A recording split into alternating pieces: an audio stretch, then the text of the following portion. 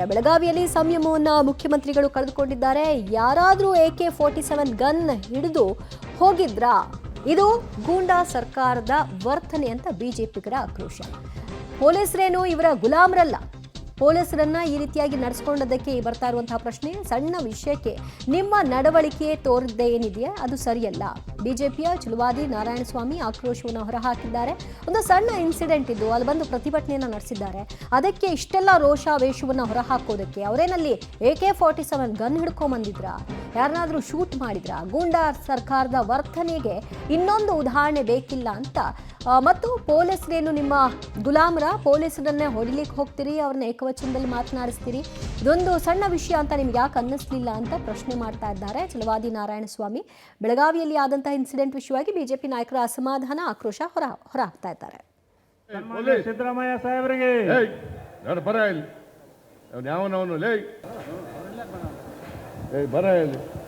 ಯಾವನವನು SP ಏನ್ ಮಾಡ್ತಾ ಇದ್ದೀರಿ ನೀವು?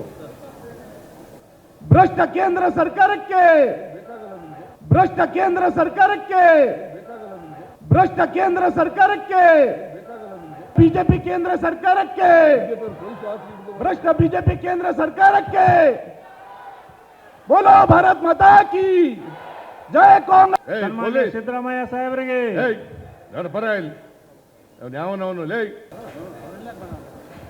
ಬರ ಇಲ್ಲಿ ಯಾವನವನು SP ಏನ್ ಮಾಡ್ತಾ ಇದ್ದೀರಿ ನೀವು?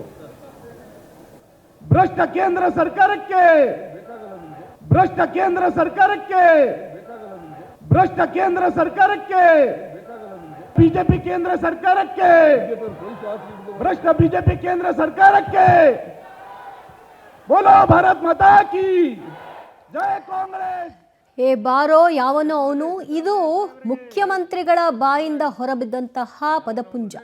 ಅಷ್ಟೂ ಸಾಲದು ಅಂತ ಕೈ ಬೀಸೋಕ್ಕೂ ಕೂಡ ಹೋಗ್ತಾರೆ. ಇದು ಯಾರ ಮೇಲೆ ಇವರು ಇಷ್ಟೆಲ್ಲ ರೋಷಾವೇಶವನ್ನ ಹೊರಹಾಕಿದ್ದು? ಒಬ್ಬ SP ಮೇಲೆ, ಅದು ಸಾರ್ವಜನಿಕ ಸ್ಥಳದಲ್ಲಿ. ಏನಂತಹ ಪ್ರಮಾದ ಆಗಿತ್ತು? ಅಲ್ಲಿ ಬಿಜೆಪಿ ಕಾರ್ಯಕರ್ತರು ಬಂದಿದ್ದಾರೆ ಅಥವಾ ಇನ್ನೊಬ್ರು ಬಂದಿದ್ದಾರೆ ಅಂತ ಹೇಗೆ ಡಿಟೆಕ್ಟ್ ಮಾಡೋದು? ಹೇಗೆ ಅದೇನು ವೆಪನ್ನ ಡಿಟೆಕ್ಟ್ ಮಾಡೋದಕ್ಕೆ ಒಂದು ಕಪ್ಪು ಬಟ್ಟೆಯನ್ನು ಹಿಡ್ಕೊಂಬಂದಿದ್ದಾರೆ.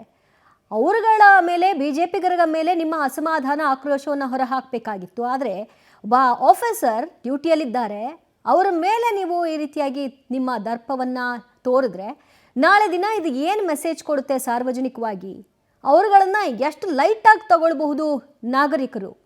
ಅದನ್ನು ಯಾಕೆ ಅರ್ಥ ಮಾಡ್ಕೊಳ್ಳಿಲ್ಲ ಮುಖ್ಯಮಂತ್ರಿಗಳು?